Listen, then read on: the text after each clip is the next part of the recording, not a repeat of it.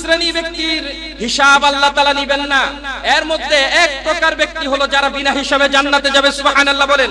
তারা হলো যারা 5 ওয়াক্ত নামাজ আল্লাহ যেভাবে বলেছেন সেইভাবে আদায় করে ওই ব্যক্তির কোনো হিসাব দিবেন না, আল্লাহ জান্নাত দিয়া দিবেন। 2 নাম্বার হলো যারা দুনিয়ার জমিনের মধ্যে পাগল ছিল, মাজনুন ছিল, তাদের কোনো স্মৃতি শক্তি নাই, তারা দুনিয়ার ভালো বুঝে না, মন্দ বুঝে না, তারা আল্লাহ বুঝে না, রাসূল বুঝে না, শুধু দুনিয়ার জমিনের মধ্যে পাগলের বেশে তারা রয়েছে, মানসিক রোগী হিসেবে তারা রয়েছে, তারা কালিমা বুঝে না, তারা দুর্গা বুঝে না, মন্দির বুঝে না, সালাত বুঝে না।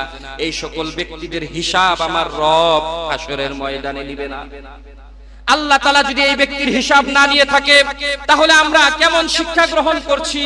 অথচ আল্লাহর রাসূলের অন্যতম সুন্নাহ এবং আদর্শ হলো আমার হাত দ্বারা কারো উপর আঘাত করা যাবে, কোন ব্যক্তিকে কোনো গালি দেওয়া যাবে। শুধু গালি দিয়েছে, শুধু গালি নয়, সাহাবায়ে কেরামদের জিন্দেগি থেকে পাওয়া যায় একজন সাহাবী আরেকজন সাহাবীর দিকে তাকিয়ে রাঙ্গা চোখে কথা বলেছে। এমন একজন সাহাবীর জীবনী যদি আপনি পড়েন পাইবেন প্রথম খলিফা নাম কি বলেন? আমাদের সর্বপ্রথম খলিফা নাম কি বলেন? হযরতে সিদ্দিক আকবর আবু বকর সিদ্দিক রাদিয়াল্লাহু তাআলা আনহু এবং ওমর রাদিয়াল্লাহু তাআলা আনহু, দুইজন সাহাবী আল্লাহ তাআলার পক্ষ থেকে সরাসরি জান্নাতের সার্টিফিকেট পেয়ে গিয়েছেন, সুবহানাল্লাহ বলেন। এমন দুইজন সাহাবীর ঘটনা বুখারী শরীফের মধ্যে এসেছে। হযরতে আবু দারদা রাদিয়াল্লাহু তাআলা আনহু বর্ণনা করেন। আবু দারদা রাদিয়াল্লাহু তাআলা আনহু বলেন, একদিন আল্লাহর রাসূল মসজিদে নববীর মধ্যে বসে আছেন। আবু বকর এবং ওমরের প্রশংসা আল্লাহর রাসূল করছেন। আবু বকর এবং ওমরের মধ্যে এতটা গভীর বন্ধুত্ব ছিল, যেখানে যাইতেন দুইজন একসাথে যাইতেন, যেখানে বের হতেন দুজন একসাথে বের হতেন, যেই জিনিসটা খাইতেন একসাথে খাইতেন। আবু বকর যদি 2 রাকাত নামাজ পড়তেন, ওমর 4 রাকাত পড়তো, সুবহানাল্লাহ বলেন। আবু বকর যদি 1 টাকা দান করতেন, ওমর 2 টাকা দান করতেন। অর্থাৎ সব কিছুর মধ্যে দুইজনে প্রতিযোগিতা করতেন এবং একসাথে বন্ধুর মতো থাকতেন। একদিন একটা মাসআলাগত বিষয় নিয়ে দুইজনের মধ্যে একটা ঝগড়া হয়ে গেল। আবু বকর ওমরকে একটু কটু কথা বলে ফেললেন, একটু রাগ হয়ে চোখটাকে একটু বড় বড় করে 2টা কথা বললেন। আবু বকরের কটু কথায় ওমর কষ্ট পেলেন। আপনারা সবাই জানেন ওমরের রাগ বেশি নাকি আবু বকরের? ওমরের রাগ খুব বেশি, তাই ওমর খুব রাগ হলো, গুসা করলো। কিন্তু প্রথম মুসলমান হিসেবে এবং বন্ধু হিসেবে আবু বকরের গায়ে হাত দিতে পারলেন না। ওমর নিজে চলে গেলেন। আবু বকর বুঝতে পারলেন আমি ওমরকে কষ্ট দিয়েছি, আমার কথার মাধ্যমে ওমর কষ্ট পেয়েছে। তাই হযরতে আবু বকর ওমরের পিছু নিলেন, তার বাড়ির দরজা পর্যন্ত গেলেন। ওমর ভিতরে গিয়ে দরজা আটকিয়ে দিলেন, দরজা খুললেন না। আবু বকর বারবার ডাকতে লাগলেন, ওমর দরজা খোলে না, তো দরজা খুলেই না। আবু বকর বুঝতে পারলেন ওমর মারাত্মক পর্যায়ে রাগ হয়েছেন। তাই আবু বকর ওই ওমরের দরজা ছেড়ে চলে আসলেন আল্লাহর রাসূলের কাছে। এমন ভাবে এসে বসলেন যে চেহারাটা একেবারে বিবর্ণ অবস্থা, চেহারাটার মধ্যে বিষণ্ণতার ছাপ দেখা যাচ্ছে। আল্লাহর রাসূল আবু বকরকে এত ভালোবাসতেন, আল্লাহর রাসূল আবু বকরের চেহারাটাকে মলিন দেখলে নিজেও চিন্তিত হয়ে পড়তেন। সাহাবায়ে কেরামদেরকে বললেন, জায়গা করে দাও, আবু বকরকে বসতে দাও। আমার আবু বকরের কি হয়েছে আমি একটু শুনতে চাই, সুবহানাল্লাহ বলেন। আবু বকর আসলেন। আবু বকর এসে আল্লাহর রাসূলকে বললেন, ইয়া রাসূলুল্লাহ, ইয়া হাবিবাল্লাহ, আমি ওমরের সাথে বাক বিতণ্ড করেছি, আমি ওমরের সাথে ঝগড়া করেছি, আমার দোষটা একটু বেশি, সুবহানাল্লাহ বলেন। এইদিকে ওমর বাসার ভিতরে বসে চিন্তা করে যে আবু বকরের জন্য আল্লাহ দুনিয়াতে থাকতেই জান্নাতের দরজাটা খুলে দিয়েছেন, সুবহানাল্লাহ বলেন। আমি ওমর কিভাবে আবু বকরের জন্য দরজা বন্ধ করে দিলাম? আবু বকর এতবার ডাকলো, আমি ওমর দরজাটা খুললাম না। তাই হযরত ওমর পেরেশান হয়ে গেলেন, ভুল বুঝতে পারলেন। দরজা খুলে দৌড়ে আবু বকরের বাড়িতে গেলেন। আবু বকরের বাড়ি থেকে জবাব দেওয়া হলো, ওমর নাই, আবু বকর বাসায় নাই, ওমর আবু বকর বাসায় নাই। হযরত ওমর পেরেশান হয়ে গেল যে ওমর চিন্তা করলেন আবু বকর রাগান্বিত হলে, চিন্তিত হলে একজন ব্যক্তির কাছে যান, তিনি কে? মুহাম্মদ সাল্লাল্লাহু আলাইহিস সালাতু ওয়াস সালাম তার কাছে যান। হযরতে ওমরও দৌড় দিলেন রাসূলের কাছে, মসজিদে নববীতে চলে গেলেন। যাওয়ার পর হযরতে আবু বকর বসা, ওমর বসা, আল্লাহর রাসূল নালিশ শুনছেন। দুইজন ব্যক্তির বিচার কার্যের জন্য আল্লাহর রাসূল বসেছেন, যেই দুইজন ব্যক্তিকে আল্লাহ তাআলা জান্নাত থেকে অসংখ্যবার নিজে সালাম পাঠিয়েছেন। হযরতে আবু বকর বলে, ইয়া রাসূলুল্লাহ আমার দোষটা একটু বেশি। ওমর বলে, না রাসূল আমার দোষটা অনেক বেশি। দুইজনের মধ্যে ঝগড়া হয়ে গেল, সেখানেও আবার তর্ক বিতর্ক। দেখেন মুসলমানের একটা গুণ কি, সে তার ভাইকে গালি দিয়েছে, তার ভাইয়ের দিকে রাঙ্গা চোখে তাকিয়েছে। একজন জান্নাতের সার্টিফিকেট প্রাপ্ত সাহাবী তিনি বলছেন আমার দোষ হয়েছে, আরেকজন সেও জান্নাতের সার্টিফিকেট প্রাপ্ত, তিনিও বলেন আমার দোষ হয়েছে। আল্লাহর রাসূল দুইজনের ফয়সালা করবেন কিভাবে? এমন সময় আল্লাহর রাসূল আবু বকরের দিকে তাকিয়ে ওমরকে বললেন, ও আবু বকর, ও ওমর শোনো, এই যে আবু বকরকে দেখছো, সে কিন্তু যেমন তেমন একজন ব্যক্তি না। এই আবু বকরকে আমি এমন ভালোবাসি, আল্লাহ এমন সম্মান দিয়েছেন, কিয়ামত পর্যন্ত যত মানুষ আসবে তারা যত ইবাদত করবে, সব ইবাদত থেকে একটা করে নেকি আবু বকরের পাল্লায় দেওয়া হবে। সুবহানাল্লাহ বলেন। হাসরের ময়দানে আমার উম্মতের মধ্যে সবার আগে যে জান্নাতে যাবে সে হচ্ছে আবু বকর। সুবহানাল্লাহ। ওমর তুমি কি জানো, তুমি সেই কথা কি ভুলে গিয়েছো? একদিন আবু বকরের হাত ধরে তুমি কান্নাকাটি করে বলেছিলে, আবু বকর তোমার এক রাতের সব সওয়াবগুলো যদি আমাকে দাও, আমার জিন্দেগীর সব সওয়াবগুলো তোমাকে দিয়ে দিব। আবু বকর আমার সাথে যে হিজরত করেছে, সেই এক রাতের সওয়াব যদি সব নবী রাসূলদের, সব উম্মতদের সওয়াবগুলোকে এক পাল্লায় রাখা হয়, আমার সাথে যে আবু বকর সফর করেছে, হিজরত করেছে, সেই নেকি যদি এক পাল্লায় রাখা হয়, আমি রাসূল সাক্ষী দিচ্ছি সেই নেকির পাল্লাটাই ভারী হয়ে যাবে। আবু বকরের প্রতি একটু হৃদয়টাকে নরম করে দাও। আবু বকরকে যদি মাফ করে দাও, তোমাকে মাফ করে দিবেন কে? আল্লাহ তাআলা তোমাকে মাফ করে দিবেন। আল্লাহর রাসূল দুইজনের মধ্যে মিট করে দিলেন, দুইজনকে আল্লাহর রাসূল বুকে জড়িয়ে দিলেন। আল্লাহ তাআলার পক্ষ থেকে সংবাদ আসলো, ইয়া রাসূলুল্লাহ আপনার সংবাদে, আপনার বিচার কার্যে আল্লাহ খুশি হয়ে গেছেন। তাহলে দেখেন আবু বকরের মতো একজন সাহাবী, ওমরের মতো একজন সাহাবী, একজনকে আরেকজনে একটু চোখ রাঙা করেছে, সে তার কাছে ক্ষমা প্রার্থনা করছে, সে তার কাছ থেকে মাফ চেয়ে নিচ্ছে। কিন্তু আমরা সমাজের মধ্যে মানুষ নিজেদের মধ্যে সেই চরিত্র আনতে পারলাম না। একজন মানুষ আরেকজন মানুষকে অযথা নিরর্থক ভাবে আমরা গালি দিচ্ছি কি দিচ্ছি না? আমাদের জবানের কথার অনেকের শুরুতেই হয়ে গেছে গালি দেওয়া, অথচ আল্লাহর রাসূল বলেছেন সিবাবুল মুসলিমি ফুসুকুন, একজন মুসলমান যদি আরেকজন মুসলমানকে গালি দেয় সেজন্য এটা ফাসিকি করলো, নাউজুবিল্লাহ বলে। একজন ফাসিক ব্যক্তির ইসলামী শরীয়তের মধ্যে হুকুম হলো, যেই ব্যক্তি ফাসিক ওই ব্যক্তির কোনো সাক্ষী গ্রহণ করা হবে না, ওই ব্যক্তি যদি ইমামতি করে তার ইমামত গ্রহণ করা হবে না। তার চেয়ে উপযুক্ত কোনো ব্যক্তি থাকলে, কোনো ফাসিক ব্যক্তি যদি কোনো ইসলামের কাজী হতে চায়, তাহলে তার বিচার কার্যকে গ্রহণ করা হবে না। এত বড় একটা গুনাহ আল্লাহর রাসূল বলেছে, উম্মত কোনদিন তোমার মুসলমান ভাইকে গালি দিও না। পারবো তো ইনশাআল্লাহ? তাহলে আজকের এক নাম্বার সুন্নাত হলো মুসলমানকে গালি দেওয়া যাবে, সে পাগল হোক অথবা যেমনই হোক, ধৈর্য ধারণ করতে হবে। তবে যদি কোনো মাধুর্য ভাষায় আপনাকে কটাক্ষ করে কথা বলে, তাহলে তার মায়ের গায়ে লাগে না, তার বাবার গায়ে লাগে না, তার বংশের উপর পড়ে না, এমন কোন মাধুর্য ভাষায় যদি শুধু তাকে বলা যায়, আল্লাহ তাআলা পবিত্র কোরআনের মধ্যে বলেছেন জাযাউ সাইয়্যাতিন সাইয়্যাতিন মিসলুহা, যে মন্দর বিপরীতে মন্দ দ্বারা তুমি এটাকে প্রতিদান দিতে পারবে, এতে কোনো তোমার বাধা নাই।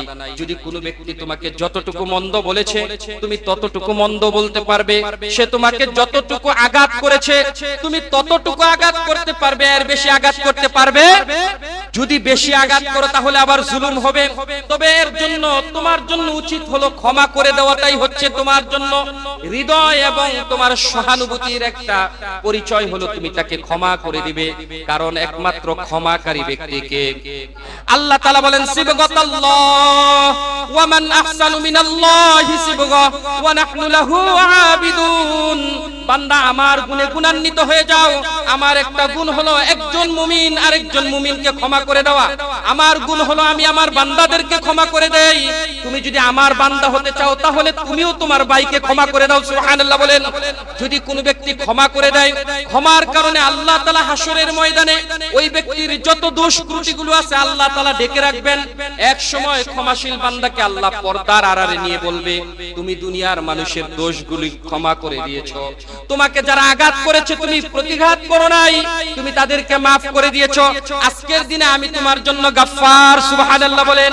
আজকের দিনে আমি তোমার জন্য গফুর, তোমাকেও আমি ক্ষমা করলাম, সুতরাং তুমি জান্নাতে প্রবেশ করো। আমি পর্দার আড়ালে তোমাকে জান্নাত দিয়ে দিলাম। এজন্য সম্মানিত হাজিরিন, এক নাম্বার হলো আমাদের মধ্যে আনতে হবে কোন মুসলমানকে গালি দেওয়া যাবে না। দুই নাম্বার রাসূলের সুন্নাত হলো ক্ষমা করে দিতে হবে। কি করে দিতে হবে? ক্ষমা করে দিতে হবে। তিন নাম্বার সুন্নাত হলো আল্লাহর রাসূল সাল্লাল্লাহু আলাইহি ওয়াসাল্লাম বলেন যে কোন ব্যক্তি যদি তার প্রতিবেশীর হক নষ্ট করে, কি নষ্ট করে? কোন ব্যক্তি যদি তার প্রতিবেশীর হক নষ্ট করে, প্রতিবেশীকে কষ্ট দেয়, তাহলে সে মুমিন হতে পারে না। প্রতিবেশীকে কষ্ট দেওয়া বিভিন্ন ভাবে হতে পারে। আপনারা আমার চেয়ে ভালো উদাহরণ জানেন।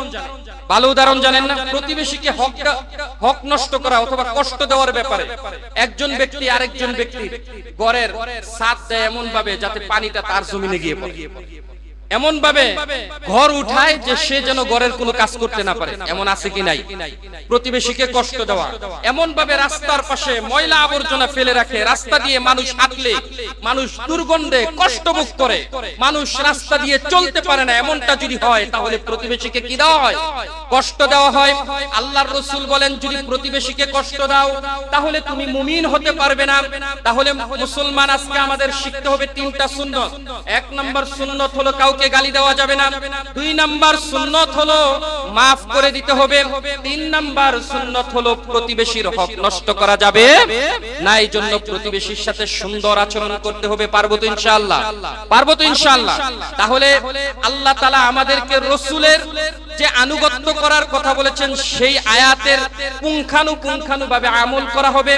আমাদের মাঝে রাসূল সাল্লাল্লাহু আলাইহি ওয়াসাল্লাম যেই বিষয়গুলো নিয়ে এসেছেন, মা আতাকুমুর রাসূলু ফাখুযু ওয়া মা নাহাকুম আনহু ফান্তাহু, সেগুলোকে মানা হবে এবং বেহক এবং অন্যায় কাজগুলোকে ছেড়ে দেওয়া হবে।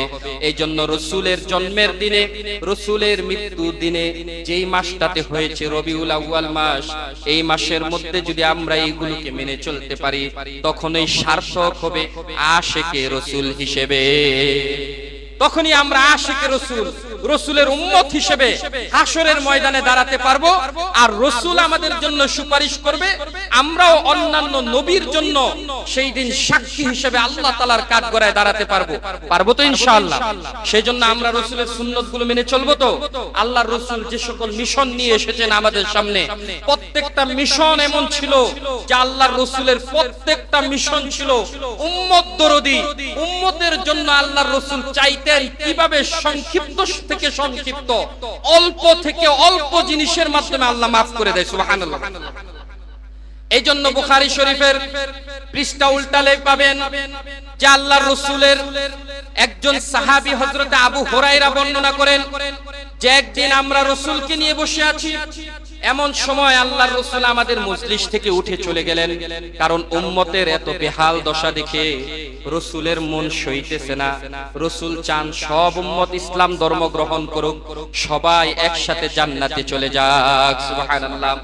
আল্লাহর রাসূল চান সবাই জান্নাতে চলে যাক, তো সবাইকে maaf করানো যায় কিভাবে? এজন্য আল্লাহর রাসূল নির্জন একটা বাগানের ভিতরে চলে গেলেন। সব সাহাবীরা খুঁজতে লাগলো, ওমর খুঁজতে লাগলো, আবু বকর খুঁজতে লাগলো, আবু হুরায়রা খুঁজতে লাগলেন। এমন সময় আবু হুরায়রা খুঁজতে খুঁজতে একটা বাগানের কাছে গেলেন। সেখানে গিয়ে দেখলেন আল্লাহর রাসূল গালের মধ্যে হাত দিয়ে কি যেন ভাবছেন। আল্লাহর রাসূলের কাছে আবু হুরায়রা গিয়ে বললেন, ইয়া রাসূলুল্লাহ, আপনি কি ভাবছেন? আল্লাহর রাসূল বললেন, আমি ভাবছি আমার উম্মতগুলো কিভাবে সহজে জান্নাতে যেতে পারে। সুবহানাল্লাহ। আমার রবের সাথে কথা হয়েছে, আমার রব বলেছেন আমার উম্মত যদি পড়ে লা ইলাহা ইল্লাল্লাহু মুহাম্মাদুর রাসূলুল্লাহ, এই কালিমা পড়ার সাথে সাথে আল্লাহ তাআলা দাখালাল জান্নাতাকে জান্নাতে দিয়া দিবেন। আবু হুরায়রা বলল, ইয়া রাসূলুল্লাহ, এত সহজ কথা আপনি যে বললেন, প্রমাণ কি? আল্লাহর রাসূল, আপনাকে কেউ খুঁজে পাচ্ছে না, আপনার কাছ থেকে যাব, প্রমাণ কি? রাসূল তার জুতা মোবারক আবু হুরায়রার কাছে দিয়ে দিলেন, বললেন, কেউ যদি বিশ্বাস করতে না চায় বলবা আমি রাসূলের কাছ থেকে এসেছি, এই যে দেখো রাসূলের জুতা মোবারক। আবু হুরায়রা দৌড় দিলেন মানুষদেরকে জানানোর জন্য। পথিমধ্যে হযরতে ওমর রাদিয়াল্লাহু তাআলা আনহুর সাথে সাক্ষাৎ। ওমর বলে, আবু হুরায়রা, এত আনন্দ হওয়ার কি, আমরা রাসূলকে খুঁজে পাই না, আর তুমি খুব আনন্দিত দেখা যাচ্ছে। আবু হুরায়রা ওমরকে বললেন, আনন্দের বিষয় হলো একটা, আল্লাহর রাসূল বলেছেন যে শুধু পড়বে আল্লাহ। ওমর বলল, তাহলে নামাজ কি বাত, রোজা কি বাত? আবু হুরায়রা কয়, রাসূল এগুলো কোনটার কথাই বলে নাই, নামাজ, রোজা, যাকাত কোনো কিছুর কথাই আল্লাহর রাসূল বলে নাই, শুধু বলেছেন লা ইলাহা ইল্লাল্লাহ বললেই জান্নাতে প্রবেশ করবে। সুবহানাল্লাহ বলেন। আবু হুরায়রাকে হযরত ওমর বুকের মধ্যে একটা ঘুষি দিলেন এবং তাকে ফেলে দিলেন যে উম্মতকে যদি তুমি এত সহজ কথা জানিয়ে দাও, সব উম্মত নামাজ ছেড়ে দিবে, সব উম্মত রোজা ছেড়ে দিবে, যাকাত দেওয়া ছেড়ে দিবে, এখনোই সবাইকে এত সহজ কথা জানানো যাবে না। আল্লাহর রাসূলের কাছে আবু হুরায়রাকে ওমর নিয়ে আসলেন। আল্লাহর রাসূল বলল, আবু হুরায়রা কাঁদো কেন? বলল, ইয়া রাসূলুল্লাহ, আপনার সংবাদ ওমরকে বললাম আর ওমর আমাকে ঘুষি মারলো। আল্লাহর রাসূল বললেন, ও ওমর, আবু হুরায়রাকে কেন ঘুষি দিলাম? আল্লাহর রাসূলকে ওমর বলে, ইয়া রাসূলুল্লাহ, এত সুন্দর একটা কথা আপনি বলেছেন, এত সংক্ষিপ্ত কথা আপনি বলেছেন, অল্প কথায় সব উম্মত জান্নাতি হয়ে যাবে। সুবহানাল্লাহ। আল্লাহর রাসূল বলে, আমি ব্যতিব্যস্ত, উম্মত কিভাবে তাড়াতাড়ি জান্নাতে চলে যাবে? সুবহানাল্লাহ। ওমর বলে, ইয়া রাসূলুল্লাহ, আমরা চাই মানুষ নামাজ পড়ুক, মানুষ রোজা রাখুক, মানুষ যাকাত দেয়। মানুষ যদি নামাজ ছেড়ে দেয়, রোজা ছেড়ে দেয়, যাকাত ছেড়ে দেয়, তারপর কি জান্নাতে যাবে? আল্লাহর রাসূল বলল, ঠিক আছে ওমর, তোমার কথাই রইল, সংবাদটা কিছুদিন পরে দাও। আল্লাহর রাসূল সংবাদটাকে গোপন রাখলেন, কিন্তু সর্বশেষ আল্লাহর রাসূল জানিয়ে দিলেন, মান মাতা, যেই ব্যক্তি এইভাবে মৃত্যুবরণ করলো, ইয়ালামু আন্নাহু লা ইলাহা ইল্লাল্লাহ, মৃত্যুর পূর্বে সে শুধু বলল লা ইলাহা ইল্লাল্লাহ, দাখালাল জান্নাহ। সুবহানাল্লাহ বলেন। মৃত্যুর পূর্বে ওই ব্যক্তিটা শুধু বলল লা ইলাহা ইল্লাল্লাহ, সে জীবনে নামাজ পড়ে নাই, সে জীবনে যাকাত দেয় নাই, সে জীবনে রোজা রাখে নাই, কিন্তু শেষ জবান যদি হয় লা ইলাহা ইল্লাল্লাহ, আল্লাহর রাসূল বলে সেও জান্নাতে প্রবেশ করবে। সুবহানাল্লাহ বলেন।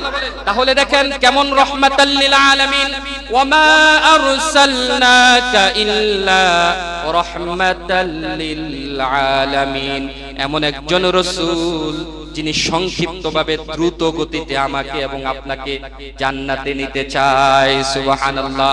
এই রাসূলকে পেয়ে আমরা খুশি না বেজার? এজন্য এই রাসূলের সুন্নাত মানতে হবে তো। আজকে এই মসজিদ থেকে বের হওয়ার সময় একজন জুতাটার উপরে পাড়া দিয়েছে, তার একটা গালি দিব, পারবো না? একজন জুতাটা একটু লাঠি দিয়ে সিঁড়ি থেকে ফেলে দিয়েছে, তাকে ধরবো, তারপর একটা ঘুষি মারবো, পারবো না? এটাই হচ্ছে মান সালিমাল মুসলিমুনা মিন লিসানিহি ওয়া ইয়াদিহি। একজন মুসলমান, তার ভুল ত্রুটি হতে পারে, কিন্তু তার উপর হাত তোলা যাবে, তাকে গালি দেওয়া যাবে, তাকে কষ্ট দেওয়া যাবে। এজন্য পারবো তো আমরা আজকের এই জুমা থেকে প্রতিজ্ঞাবদ্ধ হতে যে অন্তত আজকে থেকে আমরা আর কোনোদিন কাউকে এমন ভাবে গালি দিব না যে তার মা কষ্ট পায়, এমন ভাবে গালি দিব না যে তার বংশের উপর পড়ে, এমন ভাবে গালি দিব না যে তার বাবা কষ্ট। আল্লাহর রাসূল একজন ব্যক্তি, সুন্দর একটা মজার ঘটনা বলে আপনাদেরকে শেষ করে দেব। এক ব্যক্তি তার মাকে গালি দিয়েছে। কাকে গালি দিয়েছে? আরেকজন ব্যক্তির মাকে গালি দিয়েছে। আল্লাহর রাসূল এই কথা শোনার পর মুচকি হেসে দিলেন। আল্লাহর রাসূলকে সাহাবায়ে কেরাম প্রশ্ন করল, ইয়া রাসূলুল্লাহ, একজন তার মাকে গালি দিয়েছে, অর্থাৎ একজনে আরেকজনের মাকে তুলে গালি দিল, আর আপনি হেসে দিলেন, এর পিছনে কারণ কি? আল্লাহর রাসূল বললেন যে যে ব্যক্তি আরেকজনের মাকে তুলে গালি দিল, আরেকজনের বাবাকে গালি দিল, সে তার বাবা এবং তার মাকে গালি দেওয়ার সুযোগ করে দিল। নাউজুবিল্লাহ বলবেন না? এজন্য আমরা যদি কেউ কাউকে তার বাবাকে তুলে গালি দেই, তার মাকে তুলে গালি দেই, তাহলে যেন নিজেই নিজের মাকে গালি দিই, নিজেই নিজের বাবাকে গালি দিলাম। হাদিসটা এসেছে এইভাবে যে অন্যের মাকে গালি দেয় সে যেন তার নিজের মাকেই গালি দেয়, যে অন্যের বাবাকে গালি দেয় সে যেন তার বাবাকেই গালি দেয়। কারণ যার বাবাকে আপনি গালি দিয়েছেন সে কি আপনাকে ছেড়ে দিবে? যার মাকে আপনি গালি দিয়েছেন সে কি আপনাকে ছেড়ে দিবে? অবশ্যই সেও আপনাকে রিপিট করবে, আপনার মাকে তুলে গালি দিবে, আপনার বাবাকে তুলে গালি দিবে। এই জন্য আজকে থেকে আমরা গালি দিব। আল্লাহ তাআলা তৌফিক দান করুক, সকলে বলেন আমিন। সম্মানিত হাজিরিন, এই যে কালিমা পড়লেই জান্নাতে যাওয়া যায়, সংক্ষিপ্ত একটা এই প্রেসক্রিপশন আল্লাহর রাসূল দিয়ে দিয়েছেন, একটা দোয়া আমাদেরকে দিয়ে দিয়েছেন, কালিমা দিয়ে দিয়েছেন। কালিমার পাশাপাশি কি কি করতে হবে এটা আমাদের জানার দরকার আছে কি নাই? এখন তো অনেকে মনে করবে শুধু লা ইলাহা ইল্লাল্লাহ পড়লেই মনে হয় জান্নাতে। এজন্য এই কথাটার একটু ব্যাখ্যাও রয়েছে। এই ব্যাখ্যাটা শোনার জন্য আগামী জুমায় আসতে হবে, পারবো না ইনশাআল্লাহ?